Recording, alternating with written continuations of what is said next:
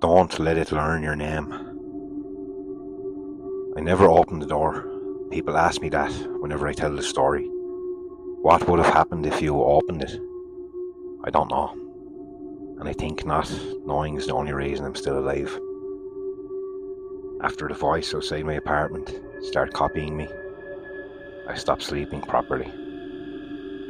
I pushed furniture against the front door, kept every light on, started hearing things constantly. Whispers through vents, soft knocks in the walls. Sometimes late at night, I'd hear movement in the hallway outside my apartment. Slow footsteps, stopping right at my door. Then the whistle. High, low, high. Always the same, always waiting.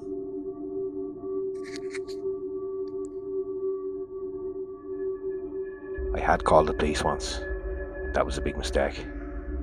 2 officers showed up around 2 a.m. after I reported someone trying to break in. I almost didn't open the door for them, but I looked through the peephole first, saw uniforms, badges, real people, so I unlocked it. I remember how annoyed one of them looked, like I was wasting their time.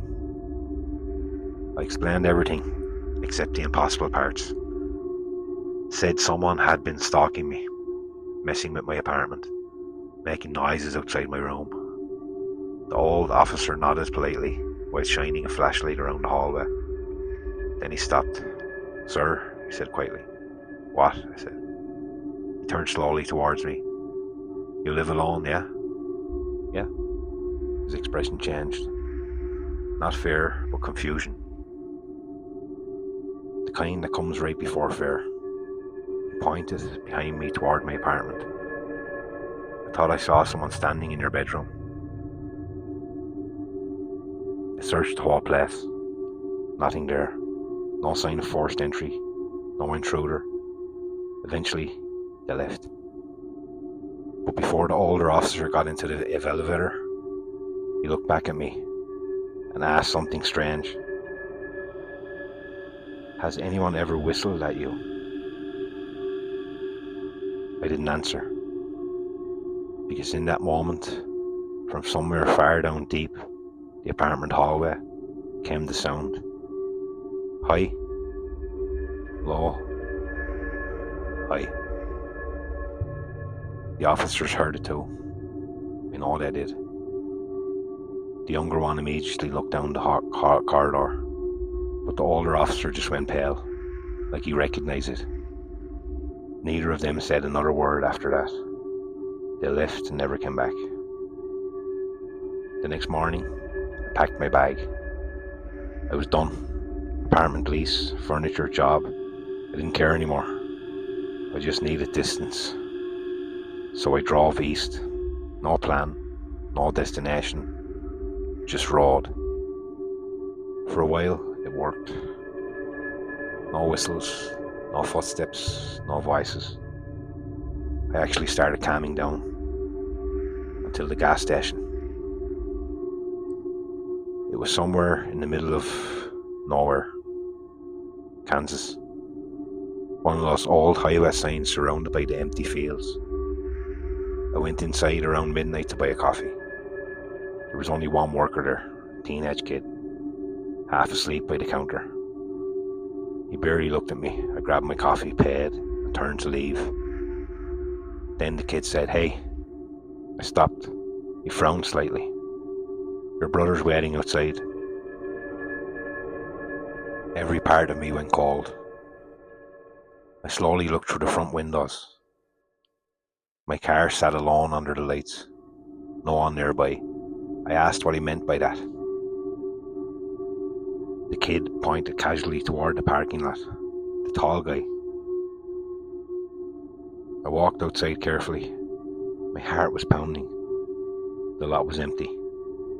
Then I noticed something beside my car. Mud. Fresh mud. Footprints.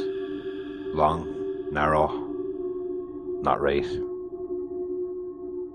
Leading underneath the station lights. And something stopping directly beside my car. I didn't get back in the car.